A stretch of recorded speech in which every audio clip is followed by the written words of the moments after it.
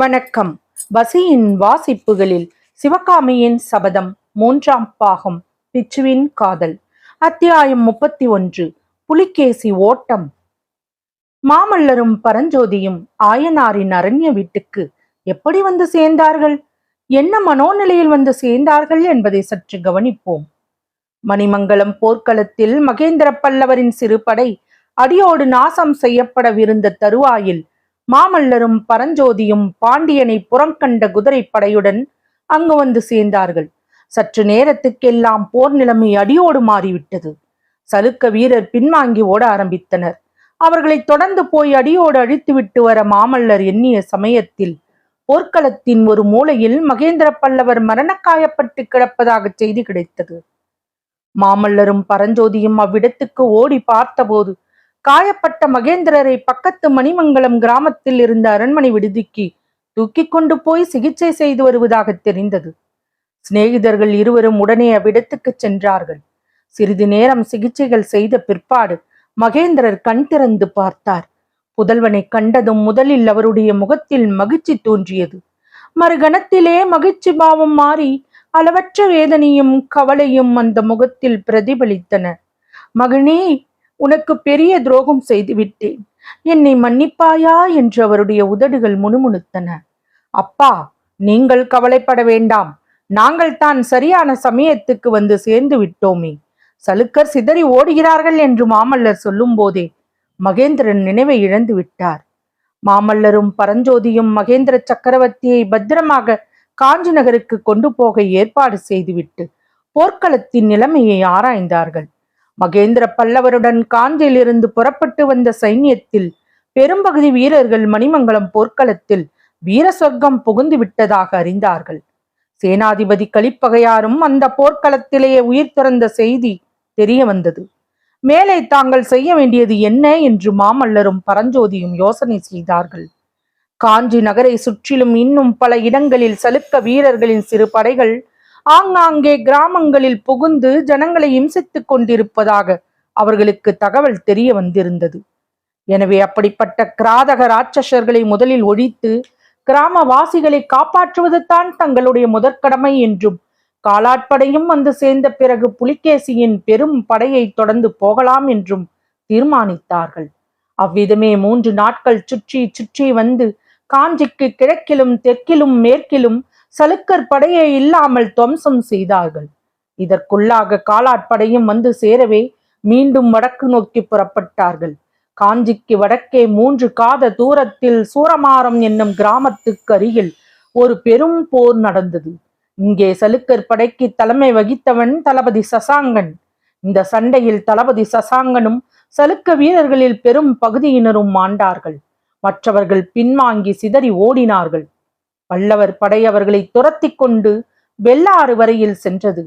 தளபதி சசாங்கனை பின்னால் நிறுத்திவிட்டு புலிகேசி சக்கரவர்த்தி முன்னதாகவே வெள்ளாற்றை கடந்து போய் விட்டதாக மாமல்லரும் பரஞ்சோதியும் அறிந்தார்கள்.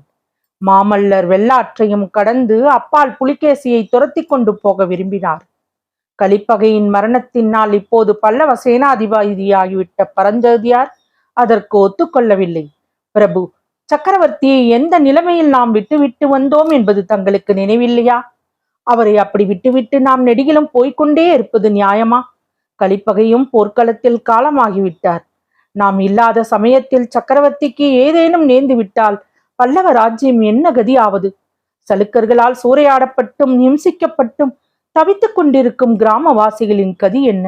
அவர்களுக்கு அன்னவஸ்திரம் அளித்து காப்பாற்றும் கடமையை யார் நிறைவேற்றுவார்கள்? மதுரை பாண்டியன் மீண்டும் பல்லவ ராஜ்யத்தில் பிரவேசிக்க மாட்டான் என்பது என்ன நிச்சயம்? பிரபு, இதையெல்லாம் யோசித்து பார்த்துவிட்டு சொல்லுங்கள் என்றார் பரஞ்சோதி. மகேந்திரருடைய தேக நிலைமையை பற்றி குறிப்பிட்ட உடனேயே மாமல்லருடைய மன உறுதி தளர்ந்து விட்டது. சற்று தலைகுனிந்தபடியே சிந்தனையில் ஆழ்ந்திருந்தார். பின்னர், சேனாதிபதி, நீங்கள் சொல்லுவது உண்மைதான்.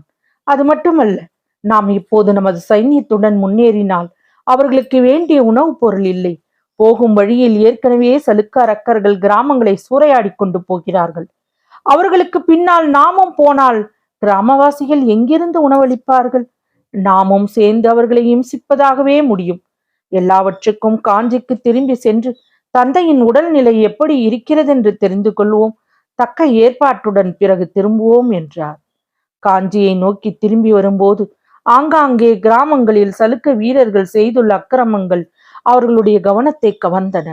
ஊர் ஊராக வீடுகளிலும் குடிசைகளிலும் வைக்கோற் போலுகளிலும் அறுவடைக்கு ஆயத்தமாக இருந்த வயல்களிலும் சலுக்கர்கள் தீ வைத்திருந்தார்கள்.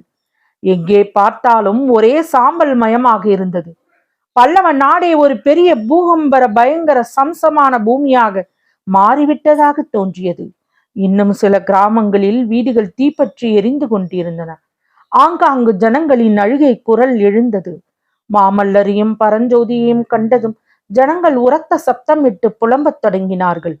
சலுக்க வீரர்கள் செய்த பயங்கர அட்டூழியங்களை பற்றி ஆங்காங்கே சொன்னார்கள்.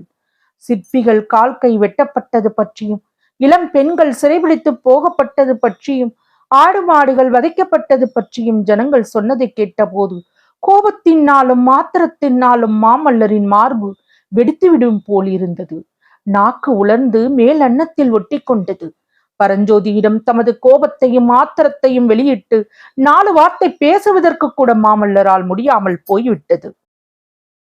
சிற்பிகள் பலருக்கு நேர்ந்த கதியை கேட்டபோது மாமல்லரின் இருதய அந்தரங்கத்தில் நல்ல வேளை, ஆயனாரும் சிவகாமியும் காஞ்சி கோட்டைக்குள் இருக்கிறார்களே என்ற எண்ணம் ஓரளவு ஆறுதலை அளித்தது. எனினும் சிற்பங்கள் அழிக்கப்பட்டதை பற்றி அறிந்தபோது மாமல்லபுரத்து அற்புத சிற்பங்களுக்கு என்ன கதி நேர்ந்ததோ என்ற ஐயம் உதித்து மிக்க வேதனை அளித்தது. அதை நேரில் பார்த்து தெரிந்து கொள்வதற்காகவே மாமல்லரும் பரஞ்சோதியும் அதிவிரைவாக மாமல்லபுரம் சென்றார்கள். அங்கே சிற்பங்களுக்கு அதிக சேதம் ஒன்றும் இல்லை என்று தெரிந்து கொண்டு காஞ்சிக்கு பயணமானார்கள்.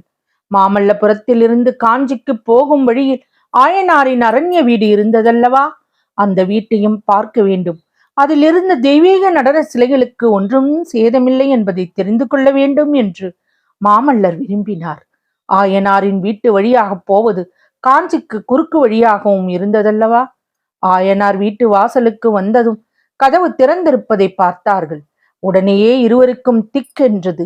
வீட்டின் முன்பக்க தோற்றமே மனக்கலக்கத்தை உண்டாக்கிற்று. ஏதோ ஒரு மகத்தான விபத்தை பற்றி தெரிந்து கொள்ளப் போகிறோம் என்ற உள்வுணர்ச்சியுடன் வீட்டுக்குள்ளே பிரவேசித்தார்கள். உடைந்ததும் சிதைந்தும் அலங்கோலமாய் கிடந்த சிலைகளை பார்த்தபோது இருவருக்கும் தங்களுடைய நெஞ்சு எலும்புகள் உடைவது போன்ற உணர்ச்சி உண்டாயிற்று. அவர்களுடைய காலடி சப்தத்தை கேட்டதும் படுத்திருந்த ஆயனார் எழுந்து நிமிர்ந்து உட்கார்ந்தார். காஞ்சியில் பத்திரமாக இருப்பதாக அவர்கள் எண்ணிக்கொண்டிருந்த ஆயனாரை இங்கே கண்டதினால் ஏற்பட்ட வியப்பு ஒருபுறம் இருக்க, பயங்கரத்தால் வெளிரிய அவருடைய முகமும் வெறிகண்ட அவருடைய பார்வையும் அவர்களுக்கு விவரிக்க முடியாத பீதியை உண்டாக்கிற்று. என் சிவகாமி எங்கே என்று ஆயனர் சிற்பியார் கேட்டதும் மாமல்லருக்கு மழை பெயர்ந்து தலையில் விழுந்து விட்டது போல் இருந்தது. தொடரும். வசியின் வாசிப்புகளை சப்ஸ்கிரைப் பண்ணுங்க நண்பர்களே. உங்க ஃப்ரெண்ட்ஸுக்கெல்லாம் கொஞ்சம் ஷேர் பண்ணுங்க, லைக் போடுங்க, உங்க கருத்துக்களை கமெண்ட்ல பதிவு பண்ணுங்க. நன்றி.